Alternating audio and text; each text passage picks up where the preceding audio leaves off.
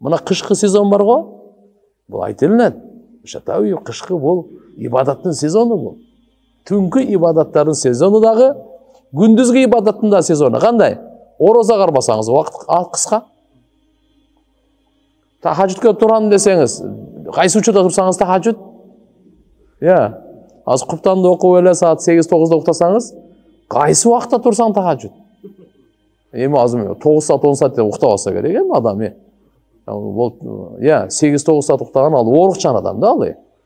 Туурабы? Турсаң саат 3, турсаң 2, турсаң 4, турсаң 5, турсаң 6, тахажжуд окусаң деле болот. Мынандай Алла субханаху ва таала эми кийинки кыш Кудай билет барбы жокпу тагдырыбызда. Ороза кармайын дегенге дагы мүмкүнчүлүк, күндүзү кечкурунку ибадатка дагы мынандай мүмкүнчүлүк.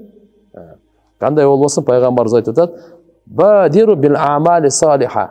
Жакшы амал кылганда тездеп калгыла. Бат. Алдын ала жасап кал. Эмнеден мурда? Кабла ан тушгалу, машгул болуп калгандан мурда, алектенип калгандан мурда. Се пайгамбарыбыз бир хадис айтат го. Ниъматан мағбубун касир минхума. Ниъматан, эки неъмат бар. Көп адамдар ушул эки неъматтан бейкапар, алданып калышат. Катиру минан нас, мағбубун касир минан нас, мағбубун фихима касиру минан нас. Көптөгөн адамдар ушул эки неъмат тууралуу алданып калышат. Мағбубун, яны алданып калышат, бейкапар болуп калышат. Ас-сиххату вал фарак кайсы экен? Дин соолук жана бош учурлук. Дин соолукту кадырлабасаң, ооруп калганда ибадат кыла албай каласың. Ооруп калганда мешітке деле келе албайсың да. Экинчи бош убакыт. Бош убакытты текке кетирсек болот эле келе. Тияка бияка.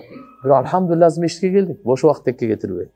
Ошо эки неъматты дайыма бекем кармап жүрүш керек экен. Мейли. Васирул лади байнакум ва байна раббикум бикасрати зикрикум лаху ва касрати садака фи сирри вал алания. Пайгамбарыбыз айтат: өзүңөр менен робуңардын ортосундагы мамилени бекемдегиле. Кантип? Аны көп зикир кылып. Жана ашкередагы, жашырундагы садака берип.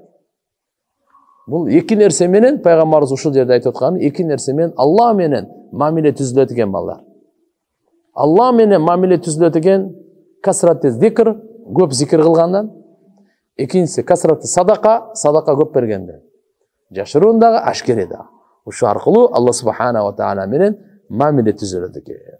Турзакуна, тунсаруна ва тужбарун. Турзаку ва тунсару ва тужбару. Аллаху акбар. Эгерде Алла менен мамиле түзө турган болсоңор, робуңар менен өзүңөрдүн ортоңордо зикирди көп кылып, садаканы көп берип, не болот десе, карап тур.